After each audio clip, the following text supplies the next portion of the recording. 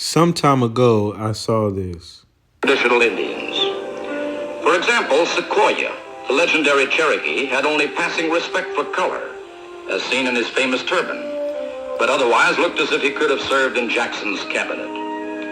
His name was George Guess, but in Cherokee, Sequoia and his legacy is all around us. It was he that devised by himself a system for his people to read and write. So as you can see, he's a YT man. They said his real name was George Guess, and he changed his name to Sequoia, and he devised a system for his people to read and write. They said basically he was so YT that he looked like he could have served in Jackson's cabinet, meaning he looked like he could have been just like any other YT man at the time. So the question is, how did he come up with a language for his people? If the Cherokees were already here, why didn't they already have a language?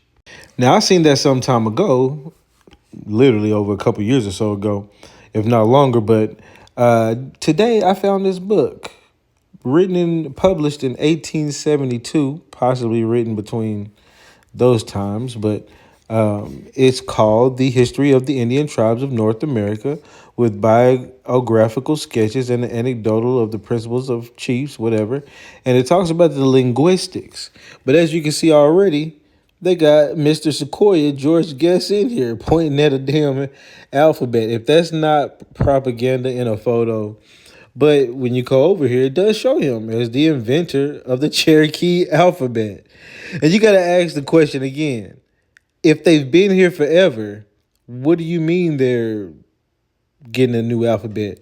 So I'm not saying that they wasn't here forever. There was likely Cherokees here, the melanated ones, and the melanated ones already had a language.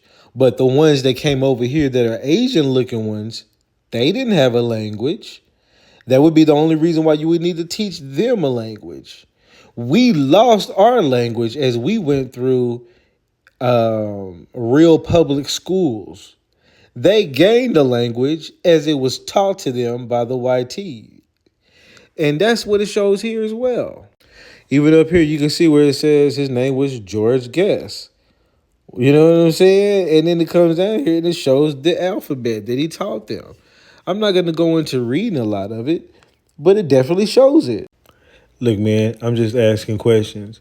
And all the people in this book is just funny looking. This is one. Here's another one. These are supposed to be Indians, y'all. Oh, my God. This is supposed to be an Indian. Do you not think this is propaganda? First of all of these people are drawn by the same person.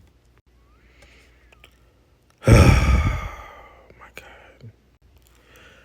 Let me. I'm gonna have to show y'all some real Indians.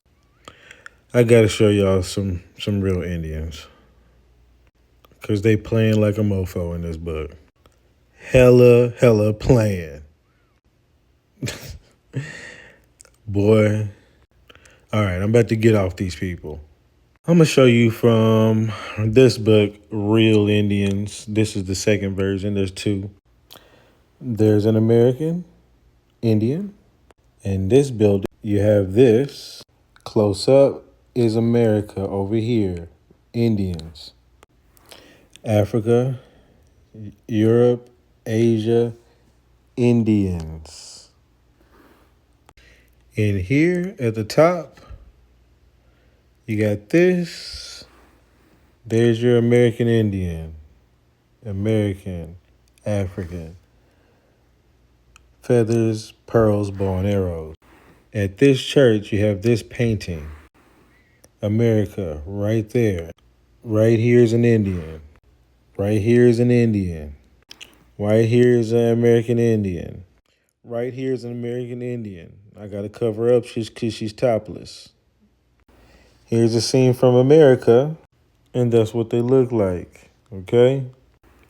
An Indian on this portrait or painting.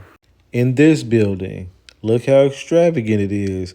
It's got drawings at the top, paintings and important sculptures. Here's your American standing on an alligator. curly hair, holding pearls. Here's another Indian. She's topless, so I gotta hold this.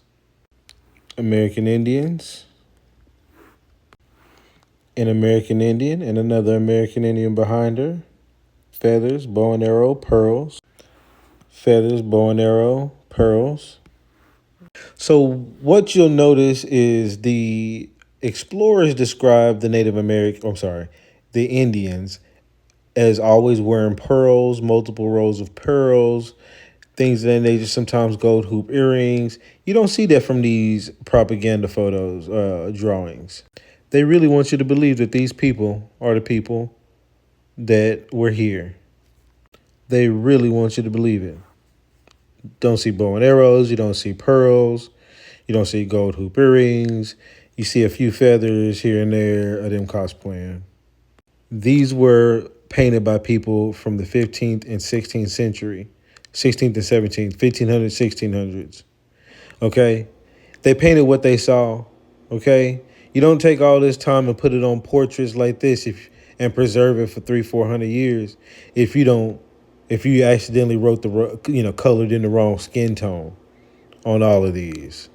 So how these people came up and knew that these melanated, Indians existed, but then these people in America act like they don't, is beyond me. It's all propaganda lies.